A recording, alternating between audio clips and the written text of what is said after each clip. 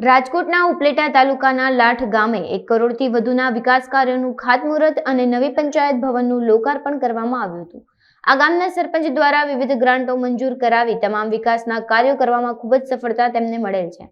નાના એવા લાઠ ગામમાં દરેક પ્રકારની સુવિધાઓ ગ્રામજનોને મળી રહે છે। લાઠ ગામના સરપંચ પૃથ્વીરાજસિંહ ચુડાસમા દ્વારા અલગ અલગ જગ્યાએથી 1 કરોડથી પણ વધુની ગ્રાન્ટ મંજૂર કરાવી ગામના વિકાસ કામોનું ખાતમુહૂર્ત કરાવ્યું હતું।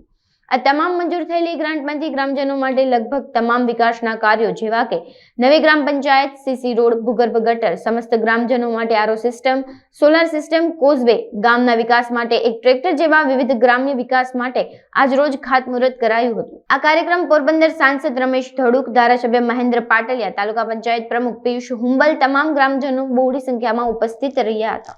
આશરે 1 કરોડના ખાતમુહૂર્ત તેમજ પંચાયત ભવનના લોકાર્પણ પ્રસંગે આજે આ કાર્યક્રમ રાખવામાં આવ્યો હતો અને આ ગામમાં વધારે ગ્રાન્ટ આપી અને આ મારું એક આદર્શ ગામ છે।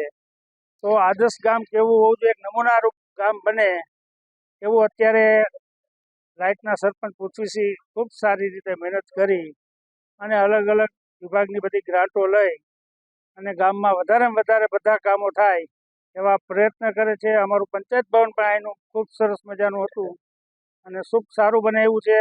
રૂપિયો દઈ તો હવા રૂપિયાનું કામ કરે એવા પૃથ્વીસિંહ આપણા સરપંચ છે એટલે મને વિશ્વાસ છે કે આ ગામ સારામાં સારું આદર્શ ગામ બનશે એવી અપેક્ષા। પૃથ્વીરાજસિંહ ચુડાસમા, લાઠ ગામ સરપંચ। આજ રોજ અમારે લાઠ ગામને આંગણે નવી ગ્રામ પંચાયત ભવનનું લોકાર્પણ કરવામાં આવ્યું। જે ગ્રામ પંચાયત 14 લાખ રૂપિયાના ખર્ચે બનેલ છે। તેમજ અમારા ગામમાં ત્રિવિધ કાર્યક્રમ હતો, એટલે કે ગ્રામ પંચાયતનું લોકાર્પણ, જે ગામની અંદર દાતાઓ છે, ત્યારબાદ 1 કરોડથી વધુ રૂપિયાના ગામની અંદર વિકાસ કાર્યોના આજે ખાતમુહૂર્ત કર્યા છે। જેમાં વાત કરીએ તો વિકાસ કાર્યોની અંદર તાલુકા પંચાયત પ્રમુખ દ્વારા જે ગ્રાન્ટ મળેલી હોય, જિલ્લા પંચાયતમાંથી મળેલી હોય, સાંસદ દ્વારા મળેલી હોય, રાજ્યસભાના સાંસદ દ્વારા મળેલી હોય, એમએલએ દ્વારા મળેલી હોય, તાલુકા પંચાયતના સદસ્ય તેમજ જિલ્લા પંચાયતના સદસ્યો દ્વારા દરેક ગ્રાન્ટ તેમજ સરકારશ્રીની જે યોજનાઓ છે કે 18 લાખ રૂપિયાના ખર્ચે ગામની અંદર નવો કૂવાનું જે ખાતમુહૂર્ત થયું છે।